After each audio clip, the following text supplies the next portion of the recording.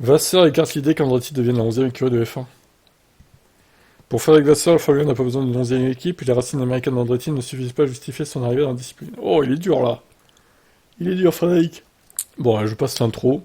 On va directement passer à ces déclarations. Ma position, c'est que pour les 10 équipes qui ont fait d'énormes efforts, même quand c'était difficile de sur la grille et de survivre pour certaines d'entre elles, si nous devons accueillir une autre équipe aujourd'hui, ce doit être pour de méga bonnes raisons. Le fait d'avoir une équipe américaine n'est pas une bonne raison. Pour moi, tout d'abord, nous avons déjà une équipe américaine grâce à As. Ouais, super. Et la deuxième raison est que si vous voulez être sommet dans le pays, c'est une question de pilote. Regardez ce qui s'est passé aux Pays-Bas. Le succès est aujourd'hui à son comble, et ils n'ont pas d'équipe, ils ont Verstappen. Je pense qu'en premier lieu, nous connaissons certains succès aux États-Unis. Si vous voulez accroître cette réussite, il est plus important pour moi d'avoir un pilote américain. C'est pas une question d'équipe. Ah, ça joue aussi, hein, l'équipe, si elle est performante, bon, les gens vont s'identifier à l'équipe américaine, quoi. Hein. Parce que c'est pas avec Logan Sargent qu'ils vont s'identifier au pilote, quoi. Hein. Il est pas très bon quand même, hein, ce pilote-là. Il est correct sans plus, quoi. Alors, la question lui a été posée de savoir s'il tiendrait le même raisonnement face à un grand constructeur. Et il répond, je dois répéter que nous avons fait collectivement de gros efforts. Si quelqu'un veut nous rejoindre aujourd'hui, il faut que tout le monde dans le paddock y trouve son compte. Ça signifie qu'ils doivent apporter quelque chose à la F1. Bah, du pognon, quoi. Hein.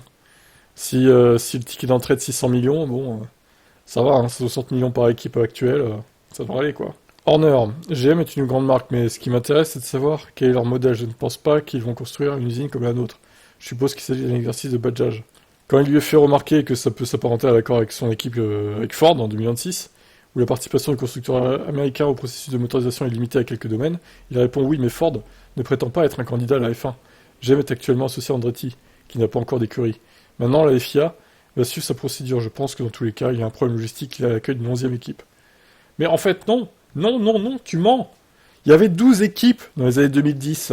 Il y avait Caterham en plus, HRT, Virgin Racing. Vous vous souvenez pas de ça? Vous avez la mémoire courte, les gars, quand même. Hein. Il y avait 12 équipes. D'accord? Donc il n'y a pas de problème logistique, en fait. Vous mentez, là, tous ceux qui pensaient ça. Mais en réalité, la question qui se pose est la suivante. Qui va payer pour ça? Et si ça dilue les 10 équipes existantes, bien sûr, ils auront un problème avec ça. Liberty ne voudra pas diluer sa part de revenus. C'est donc là que vous vous retrouvez dans une impasse. Oh là là, c'est bien compliqué, hein. Franchement, bah moi je milite pour qu'Andretti rejoigne la F1. Plus il y a d'équipes, plus il y a de pilotes sur la grille, mieux c'est, je trouve. Comme à la bonne époque, 22 pilotes, 11 écuries. Franchement, c'est le chiffre parfait. Mais ils ont peur qu'Andretti les concurrences ou un autre qui viendra en F1, quoi. C'est ça la vérité. Bref, ça m'énerve, je vous laisse commenter.